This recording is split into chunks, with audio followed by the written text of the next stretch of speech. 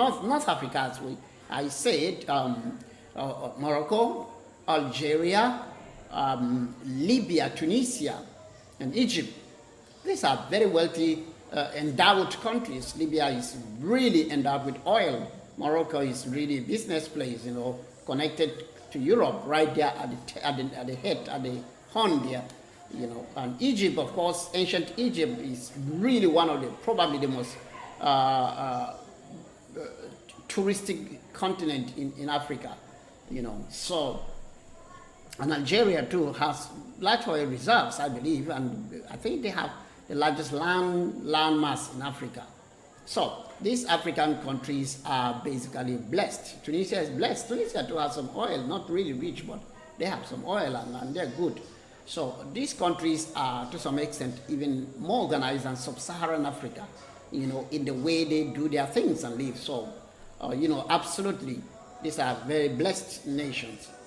East Africa is also, on the other hand, also because of the safaris, the wildlife reserves, and and the natural endowments like the mountains, Kilimanjaro, and so many other or the big things, Ethiopia right there. These are very blessed countries, Ethiopia, Eritrea, yes, Kenya, Tanzania. Tanzania is really, really good when it comes to tea and coffee, and Mount Kilimanjaro is right there, in Tanzania. So and Zambia. Did I mention Zambia? Zambia is also part. I think Zambia is part of East Africa. So these countries are really blessed. Uganda is part of it. Central Africa is one of the really struggling part of Africa.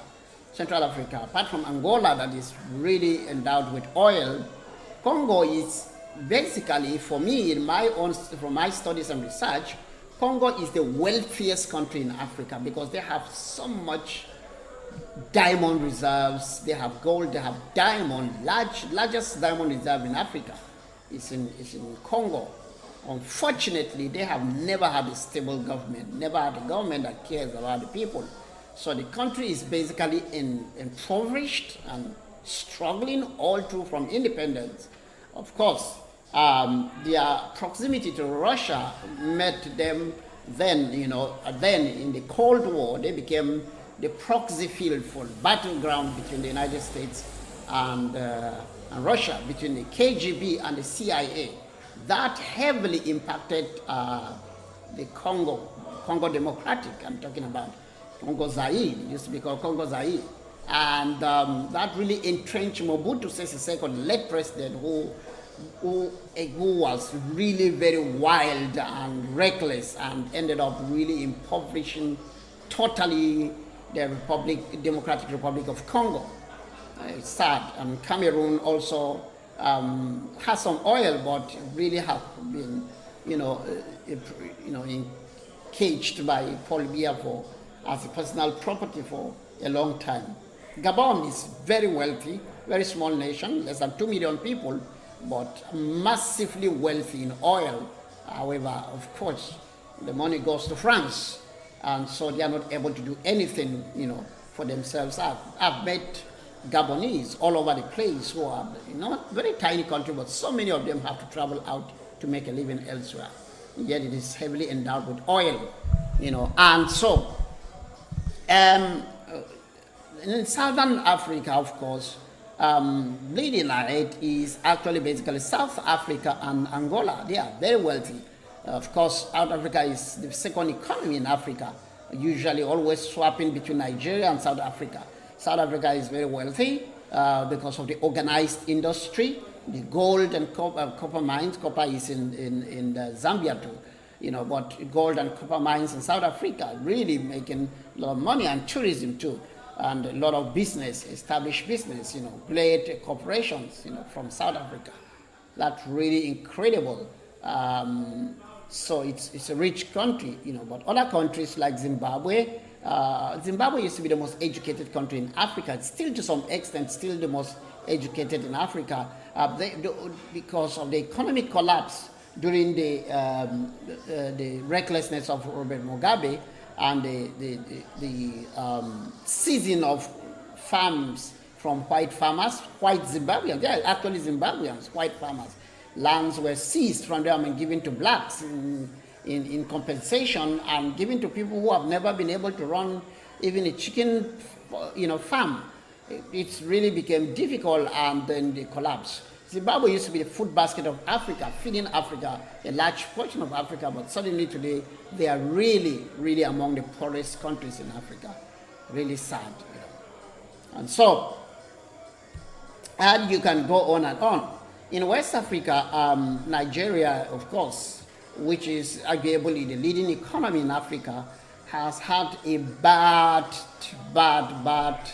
and has had bad layers of leadership, which totally, crippled the nations.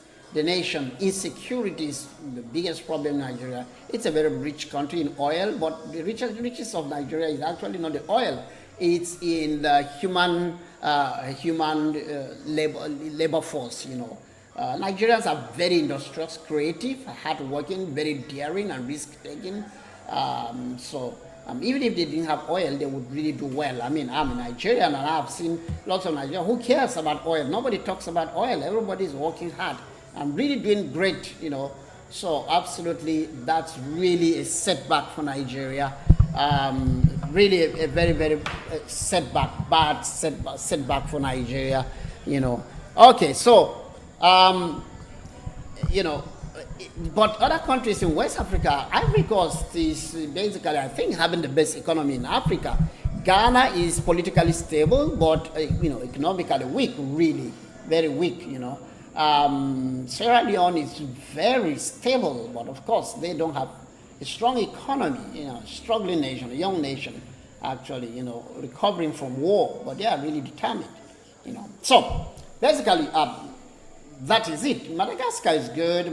Some of the islands are doing really good. Principe and Sao Tome have large oil reserves. I've not really gone there. I've not even studied it very well to see how they are faring, but they shouldn't have any problem at all because they have large oil reserves and, problems of Africa. And Rwanda is exceptionally doing well. After the war, they decided to reconcile and move forward more dynamically with the help of what's his name again? The current president of Rwanda, Paul Kagame, and so they still have some African issues like dictatorship, but basically Rwanda is really actually way ahead of most African countries. They are more focused and more determined and more hardworking, and really it's really encouraging to see that. So basically, that's Africa in a nutshell. That's what Africa is. We're going to take a break, and then we will be back after this break.